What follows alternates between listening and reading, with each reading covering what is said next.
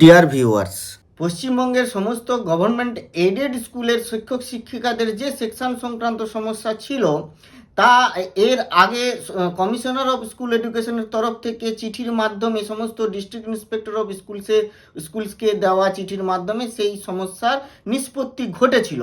কিন্তু তারও কিছুটা কাজ বাকি ছিল, কারণ এর আগে ভিডিওতে বলেছিলাম, সেই চিঠি সম্পর্কে আলোচনা করেছিলাম এবং সেখানে বলেছিলাম এর পরে নিশ্চিত স্কুলে স্কুলে অর্ডার আসবে ডিস্ট্রিক্ট ইন্সপেক্টর অফ স্কুলসের তরফ থেকে। এবং তারই শেষ ধাপ হিসেবে ডিস্ট্রিক্ট ইন্সপেক্টর অফ স্কুলসের তরফ থেকে বিভিন্ন ডিস্ট্রিক্টের এগুলি এসেছে, সমস্ত স্কুলে এই চিঠিগুলি আসতে শুরু করেছে। তো এই যে চিঠি এসেছে ফ্রম ডিআই টু স্কুল, যা HY এই কাজটি সম্পন্ন করবেন, সেখানে একটি অর্ডার দেওয়া হয়েছে এবং একটি ফরম্যাট দেওয়া হয়েছে, যে ফরম্যাট ফিল আপ করে করসপন্ডিং ADI বা DI অফিসে স্কুলগুলো জমা দেবে। সেখানে সেই ফরম্যাটটি আজকে দেখাবো এবং এই অর্ডারটি একেবারেই সেখানে একাডেমিক সেকশন আপডেট সম্পর্কে কি বলা হয়েছে, স্কুলের কি কি কাজ সে তো চলুন আমরা দেখে নিই মূল অর্ডারটি কি ছিল এবং স্কুলে কি অর্ডার এসেছে। এই ছিল মূল অর্ডার, যেটা 25/2/2026, যার মেমো নম্বর হচ্ছে 80। এই অর্ডার সম্পর্কে আমি এর আগে ভিডিওতে বলেছি। এখানে বিস্তারিত বলা হয়েছে কাদেরকে কোন সেকশনে রাখতে হবে, তার মানে কোন টিচারদের একাডেমিক সেকশন কি হবে তা স্পষ্টভাবে এখানে উল্লেখ করা হয়েছে। তো সেই অর্ডারটি এসেছিল কমিশনার অফ স্কুল এডুকেশন থেকে, তা এসেছিল সমস্ত ডিআইকে। তো এবারে ডিআই কি করেছেন, প্রত্যেকটি স্কুল ধরে ধরে তাদের HYকে অর্ডার দিচ্ছেন। তো এটা ADI বা DI এর তরফ থেকে আসছে, এটা টু HY বিভিন্ন স্কুলের। তো এখানে দেখুন এই যে রেফারেন্স, ওই চিঠির রেফারেন্স দেওয়া হয়েছে এবং সাবজেক্ট দেখুন, submission of academic section details for updating Utsashree portal. তো উৎসশ্রী পোর্টাল আপডেট করার জন্য একাডেমিক সেকশন আপডেটের ব্যাপারে, ডিটেলসের ব্যাপারে বলা হয়েছে, সাবমিট করতে বলা হচ্ছে। তাতে চিঠির ভেতরে কি আছে আমরা একটু দেখব। অল দ্য HYs এই স্কুল আর hereby requested to furnish academic section details in the attached format for updating academic level in Utsashree portal to অমুক ব্যক্তি আর কি অফিসের। তো with below noted papers within, এই একটা তারিখ দেওয়া হয়েছে, ডেট, যে ডেটের মধ্যে এটি দিতে হবে, কি কি ডকুমেন্টস। এখানে কিন্তু একটা বিষয় খেয়াল করবেন, এখানে কিন্তু উৎসশ্রী পোর্টালে HYদের বলা হয়নি বা পারমিশন দেওয়া হয়নি যে আপনারা আপডেট করুন। এখানে এক্স্যাক্টলি যেটা বলা হয়েছে, একটি ফরম্যাট দেওয়া হয়েছে আর কিছু ডকুমেন্টস যা ফিজিক্যালি কিন্তু এটা জমা দিতে হবে করসপন্ডিং ADI বা DI অফিসে। এইটি কিন্তু মাথায় রাখবেন। অর্থাৎ আগে যেমন কি উৎসশ্রী পোর্টালে HYরাই মানে নিজেরাই এটা আপডেট করছিলেন অনলাইনে, তো সেই সিস্টেমটার কথা কিন্তু এই চিঠিতে বলা হলো না। তাহলে কি ডকুমেন্টস দিতে হবে, forwarding letter, attached format of duly signed by HY। Attached ফরম্যাটটা কি আমরা একটু দেখে নিই। এইটি হচ্ছে ফরম্যাট। এই ফরম্যাটটার ব্যাপারে আমি আসবো এবং বলবো। এই ফরম্যাটটা এমনই করা হয়েছে, এখানে কিন্তু টিচাররা কিন্তু জানতেই পারবেন না কি হচ্ছে ব্যাপারটা। আপনারা এই ভিডিওর মাধ্যমে হয়তো জানলেন, কিন্তু আদপেই জানতে পারবেন না যদি HYরা আপনাদের না জানান। তো কেন এই ব্যাপারটায় আসছি আমি পরে। তো এরপরে দেখুন রিকমেন্ডেশন লেটার, সমস্ত টিচারদের রিকমেন্ডেশন লেটার দিতে হবে, আর একটা দিতে হবে অ্যাপ্রুভাল অফ অ্যাপয়েন্টমেন্ট। এই চারটে জিনিস দিয়ে পাঠাতে হবে। তো ফরম্যাটটা এইটি, ফরম্যাটটা হচ্ছে serial number, name of the teachers alphabetical অর্ডারে সাজাতে বলা হয়েছে, designation, date of first joining, employee ID, subject, academic section as per approval. দেখুন যারা RLST দিয়ে এসেছেন এবং অ্যাপ্রুভাল হয়েছে, তাদের প্রত্যেকের অ্যাপ্রুভালে কিন্তু সেকশন লেখা ছিল, নর্মাল সেকশন বা HS সেকশন, এইভাবে সেকশন লেখা ছিল। এখানে তারপরে বলা হয়েছে যেটা academic section as per the order of অমুক।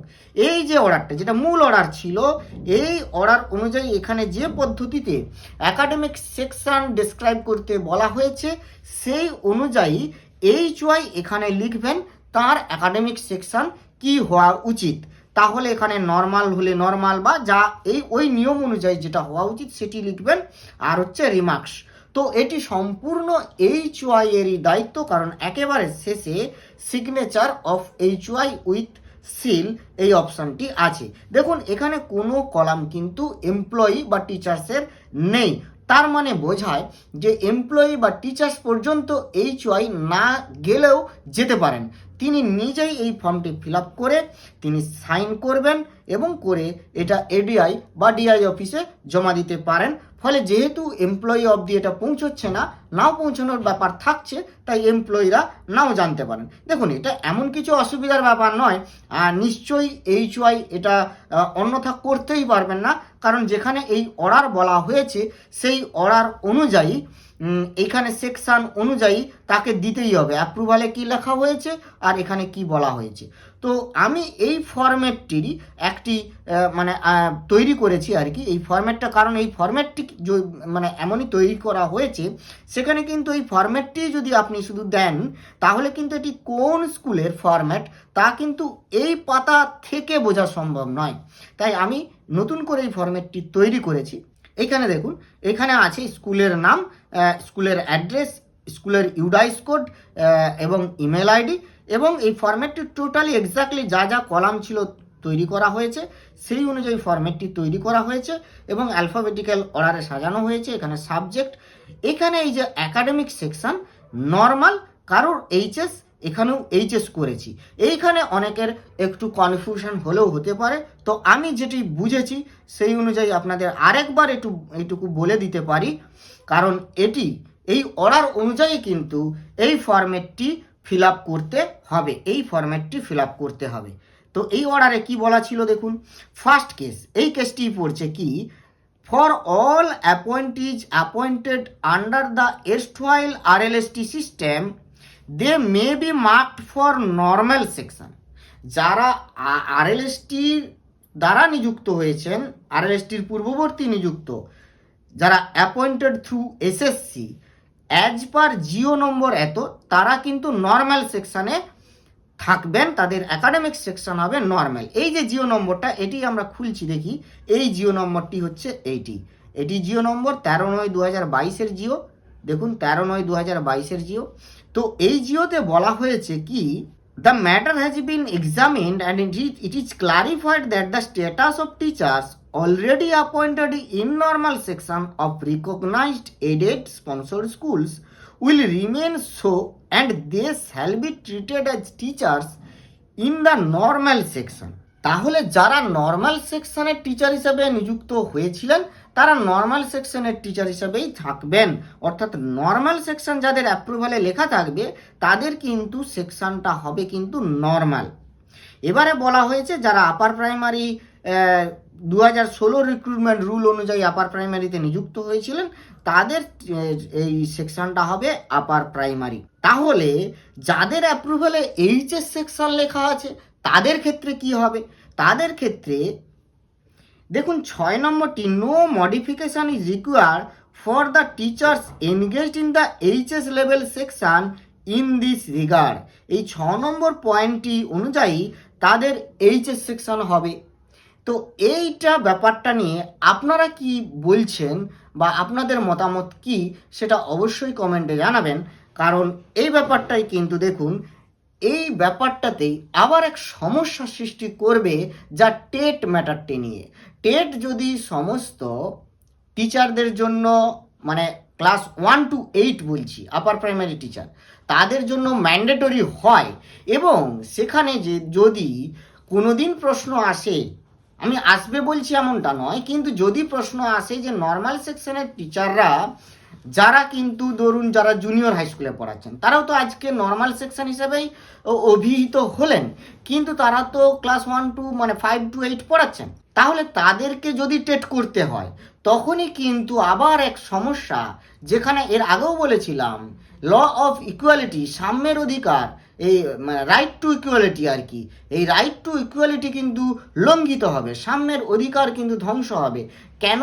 কারণ ওই একই পরীক্ষায় যা অনেকে পরীক্ষা দিয়ে তারা কিন্তু এইচএস সেকশনে জয়েন করেছেন, এইচএস সেকশন বলে তারা কিন্তু অভিহিত হচ্ছেন, তাদেরকে এইচএস সেকশন বলে লেখা হচ্ছে, তাদের কিন্তু আবার বলা হচ্ছে না যে তারাও নর্মাল সেকশন।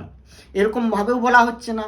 আবার তারা নিজেরাও দাবি করেন যেহেতু আমরা এইচএস সেকশানের, যেমন এমন কিছু কিছু সাবজেক্ট আছে যে সাবজেক্টগুলো কিন্তু সেকেন্ডারি সেকশানে নেই, যেমন পলিটিক্যাল সায়েন্স, সাইকোলজি, ফিলোজফি, হ্যাঁ, তারপরে ইকোনমিক্স, এই সমস্ত সাবজেক্টের টিচার একেবারে সাবজেক্ট ওরিয়েন্টেড টিচার হিসাবে নিযুক্ত হয়েছেন এইচএস সেকশানে, কিন্তু আরএলএসটির মাধ্যমে নিযুক্ত হয়েছেন।